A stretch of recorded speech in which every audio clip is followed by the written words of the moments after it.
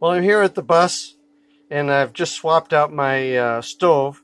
Thanks to this little device here I bought on Amazon, and it's a combustible gas detector by Yeezoo or something.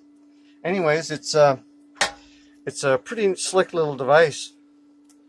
I had a small gas leak, and I couldn't trace it down, and I was going crazy trying to figure out where it was coming from. And so this device, you just leave it on for a few seconds for the warm-up to light to go out. Now it's out, and now it says it's low battery. I guess the batteries don't last long in it, but and it's got a sensitivity knob on the side here, and it seems that if you just bring it up so it just touches, then you know you're on the edge of its sensitivity range. And you can here's my new stove over here, and I had a leak on the old stove. I had one leak underneath this little device here, and also I had a valve. This valve was leaking, and I was able to pick it up with this device. And so here, I'm going to turn the gas on, and it's right now it's set down real low on the bottom end of the scale. And if I turn the gas on, it came on that quick. It's that sensitive.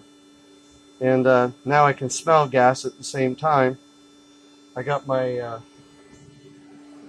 ceiling fan going, the 12-volt single speed ceiling fan, which I wouldn't recommend the single speed because it's kind of noisy, but it moves a lot of air. So this is the new stove. I couldn't find that gas valve there. The other company that the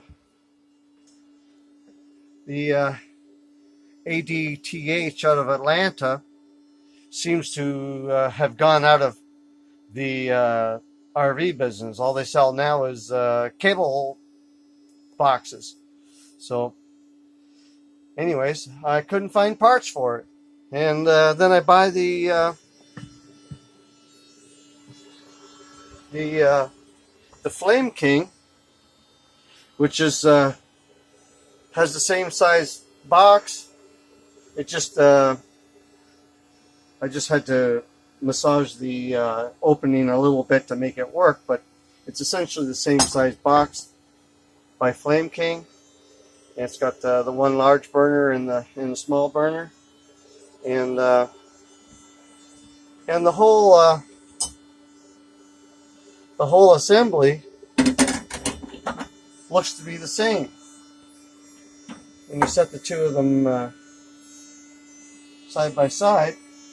So if I had a no on, I could use the Flame King parts probably to replace that valve. But the Flame King oven was only. I'm going to bring this away from the gas,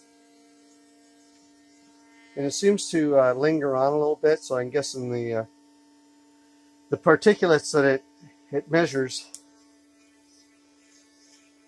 kind of linger.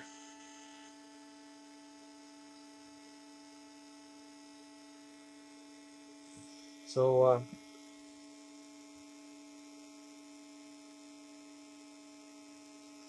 there's the old 2-burner stove that I had by ADTH. That was a good little stove, and it was really cheap. I think it was like $50 or $60 back when I bought it. And then now here's the Flame King, which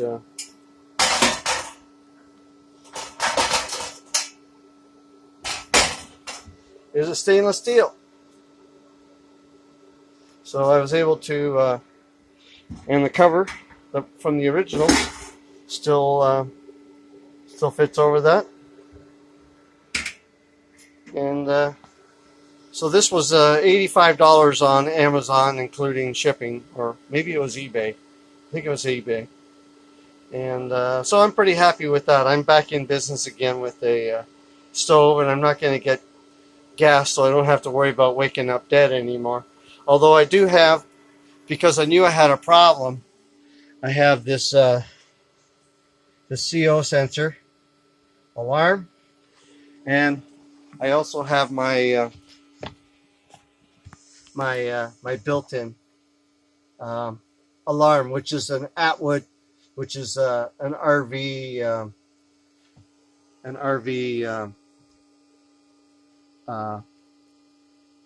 alarm. So it's wired in. It's 12 volts, so it runs off the battery. So here I have a voltage meter that I bought on either eBay or Amazon. I think they were like $3 or $4, and you just wire it up to your system, and then at a glance you can see your voltage. And then down here is the charge controller that I bought at Harbor Freight. It's a very basic controller. I needed one in a hurry because I was going away for the weekend, and the other one that I had packed it in.